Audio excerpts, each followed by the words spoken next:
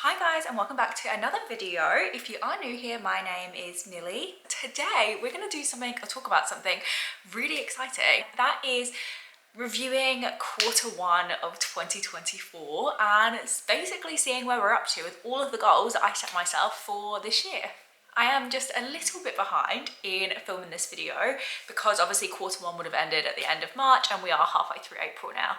But I feel like that's probably because I was kind of procrastinating on actually reviewing my goals because part of me was a little bit apprehensive to sit down and go through everything and see what I have accomplished, what I haven't, like where I'm lacking, where I'm doing well. And I think I was just putting it off. So anyway, that's why it's now mid-April and we're just now filming this video.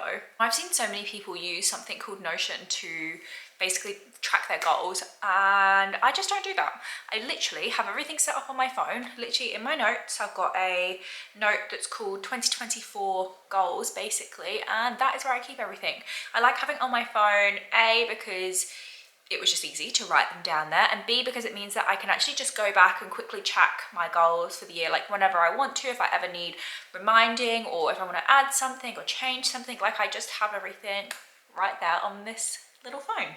So let's get started. And actually the first thing I did when I first started reviewing my goals, just to preface this is the first time I've ever done like a quarterly review of my goals. And honestly, since doing it, I'm going to do this every quarter because it really just realigns your mind, I guess, with your goals and just gets you all back into like being congruent with what you're looking to achieve. But the first thing I did was actually reflect on the last 3 months and kind of made a note of everything that was a highlight in the last 3 months. I think we get so wrapped up in like negative things and like, oh, what went wrong, what we haven't achieved, and we forget like all of the incredible things that we have done, have achieved, have experienced. So I just feel like that was really important. So anyway, I've got a little list of the things that I said was my highlight or were my highlights from the last 3 months. So my list there was going to Thailand. I obviously had the most amazing trip to Thailand with Stephen. It was incredible. We saw so many amazing things,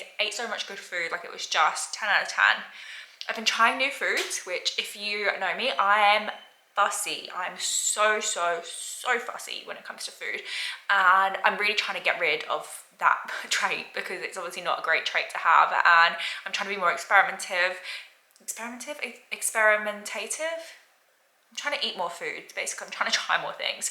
So I definitely put myself out there in Thailand. I've been trying things. We're actually going to Japan next month, so I'll be definitely out of my comfort zone there and I'll be trying lots more food.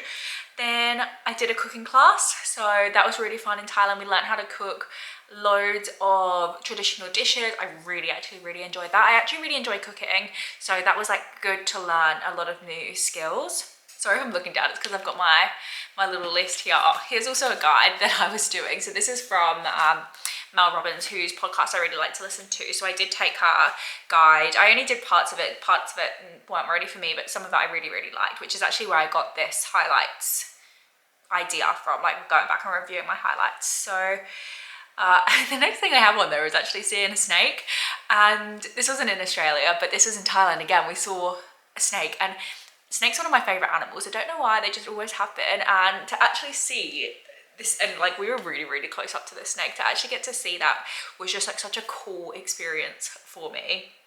The next thing I've got there was Australian Open. So this was my first time going to the Open. I am kind of not really getting into tennis, but I enjoy going to the game and like just having that experience and a fun day out. So I did go to Australian Open this year. We'll definitely be going or trying to go again next year. That's the plan anyway.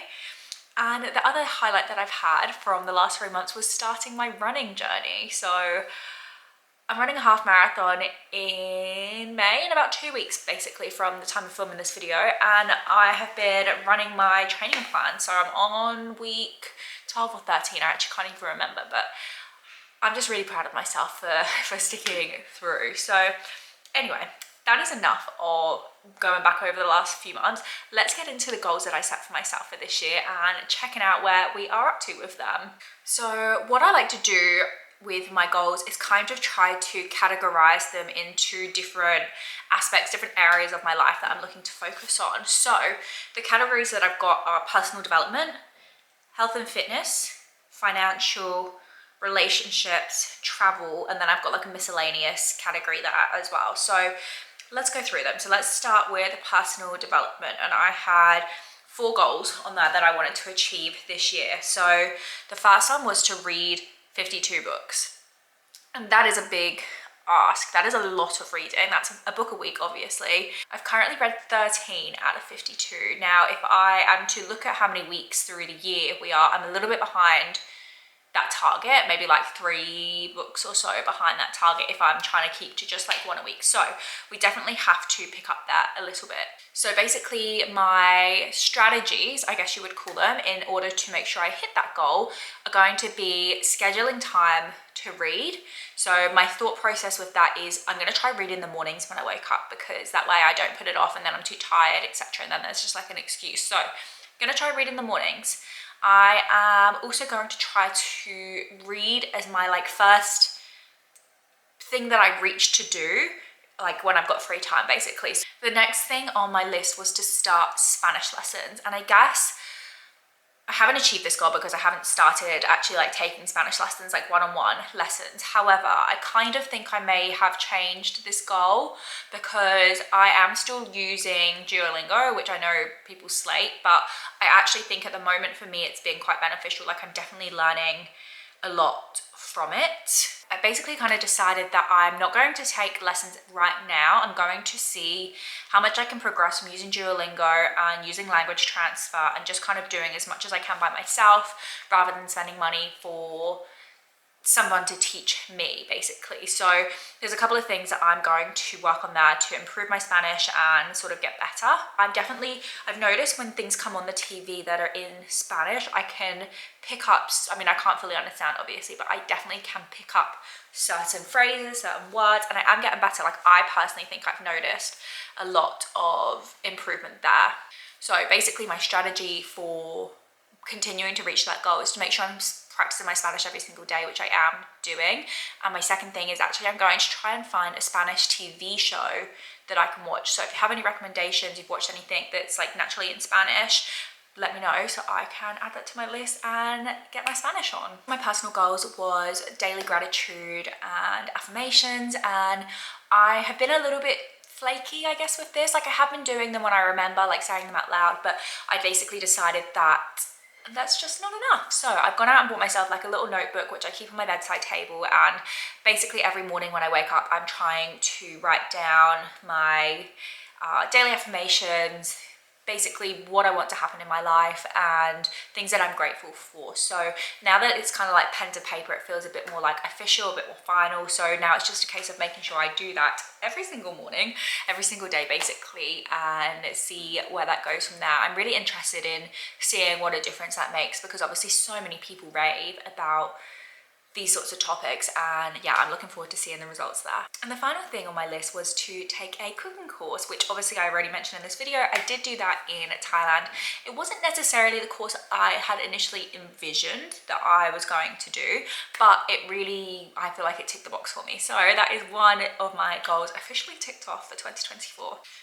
Okay, so next topic on my list, the next category on my list is my health and fitness category. And 2024 for me has definitely been like a year where I want to focus on my health and my fitness. I'm like such a person that I think really, really far into the future, and I like to plan really, really far to the future. So of course I'm already thinking about retiring, even though like I'm only 27, like I've still got a good few years to go, but I'm already thinking about my life as an older person and what I want that to look like. And basically I want to make sure that I'm in a really good position in my life where I'm financially stable, my health is great, and just all of those other things. And I feel like you've got to start those things when you're young, otherwise you just leave it too late, right? So anyway, a big focus for me has been on my health and my fitness, and making sure that when I do get to that age, I'm actually healthy enough to actually enjoy my life and go and do things that I want, rather than be maybe not as fit, not as able, and be restricted because of those things. So getting onto the list, I have 5 things that I wanted to achieve for my health and fitness goals for 2024. The first one, run a half marathon. Now, you guys may know, if you've been following along for a little while, I am training for a half marathon. The race is on May the 5th. It is currently the 21st of April. So I've got a few weeks to go till the half marathon. However, I may, and I haven't mentioned this on a video yet, I may have run a half marathon already last weekend. Yeah, last weekend I think it was. I ran a half marathon. I ran a whole 21.1k and I'm so effing proud of myself, because if you'd have known me at the start of this year, I could not run for about 1 minute without proper being out of breath. It's so embarrassing. Without proper being out of breath and just dying, like getting a stitch. I couldn't run without getting a stitch. Like, it was awful. Like, I was so unfit. And like, the thing is, when I say this to people, they're like, oh, but like, you go to the gym, like you're quite a healthy person, you're a fit person. Yeah, in strength wise. Cardiovascular fitness, not at all. So I can't believe I've run that. That was honestly like such a great achievement for me. So yeah, like I said, race day is in a couple of weeks. So basically the aim for race day is to try, hopefully, I'm sure I will be able to though, beat my time that I did. So basically when I ran the other weekend, I just tried to do it as like a light, not a light pace, but like something that felt comfortable without checking my pace. So I just ran as something that felt comfortable. I wasn't pushing myself too hard. I just wanted to prove to myself that I could do it prior to race day. So like now going into race day, I already know I can run that far. It's just a case of doing it. So that is one ticked off, and that was a really, really great goal of mine to tick off. Number 2 was to run a 5k in under 25 minutes. Now, to be honest with you, this has taken a complete back burner for Q1. This was not one of the priorities for Q1. Quarter 1 has been all about the long distance, the getting my fitness up to start with, like actually being able to run without really focusing on speed. So that's definitely where we're at the moment. That has taken an absolute backseat. However, once the half marathon race is over, I'm going to change up my running schedule a little bit. I'm going to change things around, and I think that's when I'll start focusing on running a 5k in under 25 minutes. Also, when I set this goal, this was like obviously end of 2023 and I was not a runner yet. And I think I was quite, what's the word? I think I maybe like this may be an unrealistic goal. Like I'm not naturally a fast runner, and like 25 minutes is actually really, really fast for a 5k. I'm quite far off that at the moment. So we're just gonna see with that one. We are gonna try. I need to do it once to tick off the goal, but we are gonna try to do that. So that's gonna be focused on after May the 5th, basically. The third one is 5 unassisted pull-ups, and that, I don't know if that's gonna happen by the end of the year, if I'm being completely honest with you, but we're still gonna try. Basically, I haven't even weightlifted once this year, I don't think, apart from when we were in Thailand. I've not done it once. All of my training at the minute has been going to running and Pilates. It's the only types of exercise I've been doing. So I am kind of looking forward, to be honest, of shaking things up once I finish the marathon and incorporating some weights back into my routine, because the most pull-ups I've ever done is 2. Which is so funny, but I don't know why I find that funny, because like that's not that great. But I also know pull-ups are so hard, like especially as a female. I don't know for the average woman how many pull-ups a woman can do, but anyway, that will be back on the list later in the year. That's not one of the focuses for right now, but that is something that we will focus on later in the year. The 4th goal for health and fitness is a 75 hard, and I have not done that yet for Q1. However, that is in the works for Q2. So my thought process is finish the half marathon. We go to Japan in May, get back from Japan, and the week after I get back to Japan is when 75 hard is starting. That's the plan so far. So we'll find out in, what quarter will that be? We'll find out in the Q3 review whether I successfully finished 75 hard. So fingers crossed for me, guys. I know I can do it. It's just about keeping your brain in check, keeping your mindset there. So anyway, we'll find out later in the year if I did succeed there. The final thing on this list is create a list of unprocessed meals. Now, I haven't actually created a physical list, but I would definitely say I'm much more mindful as to what I'm putting in my body. I've been like kind of checking more of the ingredients. I've been trying to cook meals that are less processed, that have less processed ingredients. I've been trying to work on my gut health, so I've been trying to be more mindful as to eating 30 different types of unprocessed foods, basically like fruits, veg, beans, etc., like those sorts of things, and like actually writing lists as to what different things I've been putting into my body and things like that. So that's kind of like a work in progress. We're like partly there, but we haven't really like written the official list yet. So that will be done at some stage. So the next thing is financial, and I know that financial goals are very subjective, maybe a sensitive subject to some. And honestly, there are just some things that I think are best kept private and not necessarily on the internet. So I'll go sort of like more of an overview of some of this. I do have a savings goal of what I want my savings to get up to this year. At the moment, I'm not on track to get there. I have realized that the goal that I set myself was maybe quite unrealistic. When you actually break down the overall amount that I wanted to save into monthly amounts, it's quite high. Like, it's quite unrealistic, I personally think, at this point in time, especially when I'm spending a lot of money on going on holidays and things like that. So that is one thing that we're just going to have to review, and we'll just assess as the year goes on. The second thing is to track my spending every month, and I have been doing this, and this is how I realized that my savings goal was maybe a little bit out of reach. So I basically have this spreadsheet that I track every single dollar that I spend, and it's been really, really helpful. A little while ago, I filmed a video that was how much I spend in a month in Australia. I'll insert it here somewhere if you guys want to go check that out.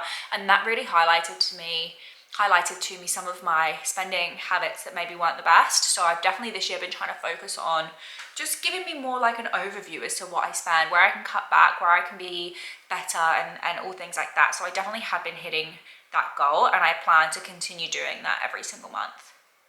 The next thing that I've got is to invest all my money in my lifetime ISA. So a lifetime ISA is basically something set up in the UK. It's just a scheme basically where you can invest your money and you can either buy a property or use it for your retirement. Now, initially when I set up that account, I was planning to use it to buy my home, but now that I don't plan to live in the UK, that's obviously out of the question. So more likely it will be that money will go towards my retirement. So I just have some money that's left in that account that isn't yet invested. It's just sat in the account that I just need to invest. So I have actually been slowly doing that. There is a small amount of money left that's just sat in there that I still need to invest, but every time basically I go in and track my investments, I am going in and investing a little bit more. So I don't want to just do the whole lump sum at once, because obviously that wouldn't be a smart investment move. So I'm just doing bit by bit, dollar cost averaging it, and yeah, eventually that will be done by the end of the year.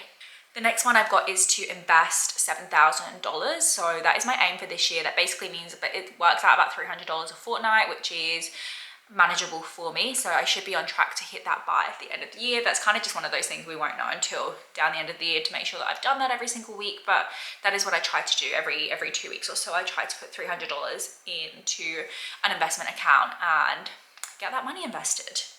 Okay, moving on to the next category, which is relationships. I've only got a couple in this one, but I really wanted to focus on improving my relationship. I was listening to this podcast, and it was an 85-year-long study, and it was basically measuring people's happiness throughout their lives and what defining things were most important when it came to happiness and overall satisfaction with life. And the number one thing was relationships. So I actually had set this goal prior to listening to that, but it really just sort of drove that thought process home, in the sense that like your relationships are so important, like so important. So I had on that list that I wanted to do a new date idea each month, and to be honest with you, we haven't been doing that. We've been pretty relaxed in date nights. Like, we've just been doing more chill things, cinema dates, movie nights at home, not really doing anything that extravagant. I guess that's to do with like a money perspective. Like, we've just been trying to be sensible with money and not just going and blowing stuff. And I think as long as you're spending time with your significant other, like, that is sufficient, really. Like, that is enough. The second thing was to do an activity with a friend at least once a week. Now, I haven't been doing something every week, but I definitely have gotten better with planning things with my friends, making sure I'm spending time with my friends, and actually being the one to go and try to organize something, make sure I'm seeing people, even if it's literally something as simple as like going for a walk, grabbing a coffee, like something, I don't know why I said grabbing a coffee, like I don't drink coffee, but you get the idea, like just something small that you just get to see people and socialize with people and just maintain those relationships. The final thing that I've got there is my relationships with my family, and I definitely think I've been trying to prioritize this year. When you live away from home and when you live so far from your family and from home, you have to prioritize your family. Like, you have to prioritize those relationships, making time to speak to people, because otherwise it just like slips away and life gets in the way. So every single weekend I'll try and FaceTime my mum. I'm pretty spot on with doing this. Like, usually every week me and my mum will FaceTime at least once. Then I've also been trying to make sure that I make the effort to make sure I speak to my dad, both my siblings, and just like everyone in the family, my godfather, like just trying to be more proactive in terms of reaching out to people. So yeah, I would actually say that I am on track with that, and hopefully that should be completed really by the end of the year. I'm pretty satisfied with my progress there so far. Okay, next category is travel. Now, if you have watched literally like one of my videos, you will know I'm obsessed with traveling. That is my thing at the moment. I want to see one of my like ultimate goals would be to visit every single country in the world. Now, that's going to take a lot of time and money, so that's going to be like a future a future thing that I'll accomplish. But for this year anyway, I've got two goals. I want to book another international holiday, which I haven't done yet. However, should be happening soon. Hopefully should be happening next week, but I will let you know once that happens. Then the second thing is to visit 3 new countries. Now I've already done one, which was Thailand. Then now I did go to visit New Caledonia. Technically not a country. Well, not technically, it's not a country, it's a territory. So I'm undecided yet as to whether that counts on my visit a new country, or whether I need to change new country to new country / territory. So anyway, that may be number 2 on there, maybe not, depending how I classify it. Then like I mentioned earlier, we are going to Japan next month, so there'll be another one that will be ticked off. So if we do count New Caledonia, then technically I'll have done that by the end of Q2. Finally, moving on to the final little category, the miscellaneous. So these are all the things that I want to achieve that kind of just don't really fall into any of the other categories. Now the first one is to donate blood. Now this has been something that I've wanted to do for a really, really long time. And the reason I haven't done it so far is because of my traveling. So basically, when you give blood, you have to have not visited, really they just don't want you going overseas prior, because basically they're worried about bloodborne illnesses and things like that. So obviously after being in Africa, I wasn't allowed to donate blood for about 6 months or something like that. Then Thailand, I can't remember what the period was, but there was like another period after Thailand that I wasn't allowed to give blood. So we're obviously going to Japan in May. However, I don't think the restrictions after Japan are that strict. I think it's maybe a month or so. So anyway, that will be something that I'll hopefully try to do in Q2 or Q3 of this year, to give blood, because that's definitely something that I do want to do. And if all goes well, I feel like I would become like a regular donor. I think I've got like a super common blood type though, so I've not got anything rare or anything like that. But if it can help somebody, then I'm more than happy to try do that. The next thing on the list was to make my apartment feel like home. Now, this is interesting because I say this to my friends and they're like, but your apartment does feel so homely. And I just don't think it does, like at all. I just don't find my apartment homely at all. But all of my friends seem to think it's super homely. Anyway, I've not made any steps to try and make it more homely. This is kind of like a battle in my head that I go between, is paying for things to make the apartment feel nicer versus, do I need to spend that money right now? Is there more important things I could be spending my money on or saving my money, especially when like we're just in a rental? So we have not made any progress on that. And to be honest, I'm kind of fighting myself in my head about whether or not I even want to achieve said goal. So we'll catch up later in the year and see where I'm up to with that. The next thing is to declutter, and I have slowly been doing this. I've been trying to get rid of clothes.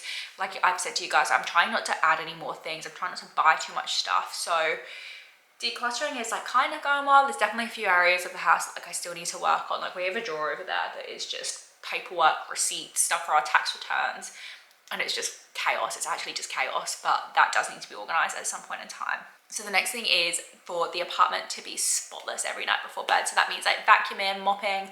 Like I just want it to feel so clean all the time. So if we ever have like an unexpected visitor or anything like that, the place is just like nice and clean and just like ready for someone to visit.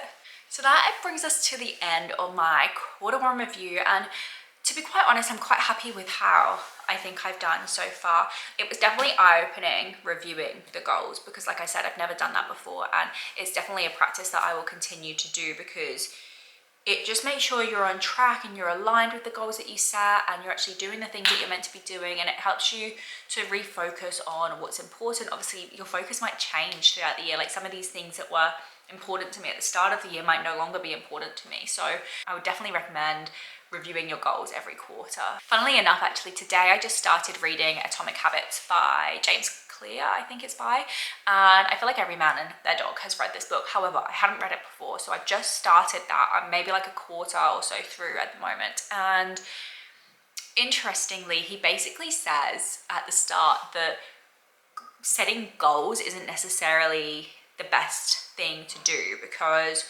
you build this idea in your head that you've failed if you don't hit said goal. And it's very sort of like, that's the finite, most important thing. Whereas it's not. Realistically, the most important thing is the systems that you have in place to hit that goal, and the way that you're changing your life and your daily habits in order to meet those goals, those targets that you're setting for yourself. So that definitely kind of changed my perspective, and I just thought it was interesting that I happened to read that today when I knew I was going to sit down and film this video. Now, I do still like to have goals, definitely, but it definitely is just something to consider. And I found that when I was doing my review, that was really interesting, because I actually had to think, okay, well, what haven't I hit from this list just yet, and what can I do in Q2 to help myself achieve that? So for example, like with my reading, making sure that I'm scheduling time each day to read, making sure I'm prioritizing that with my Spanish, making sure that what steps am I going to take, that I'm going to find a TV show that I can watch in Spanish to improve my knowledge of the language. So yeah, it was really interesting. And at the minute, like I said, I'm only a quarter of the way through, but I would recommend reading it if you haven't read it already. So that brings us to the end of the video. If you did make it to the end, thank you so much for watching. If you enjoyed this video, please make sure to give it a thumbs up and just leave me a comment if you had any questions, or I'd also love to know what your goals that you've set yourself for 2024 and how you're tracking with those. If you did enjoy this video, please make sure to hit subscribe, and I'll see you guys again next week.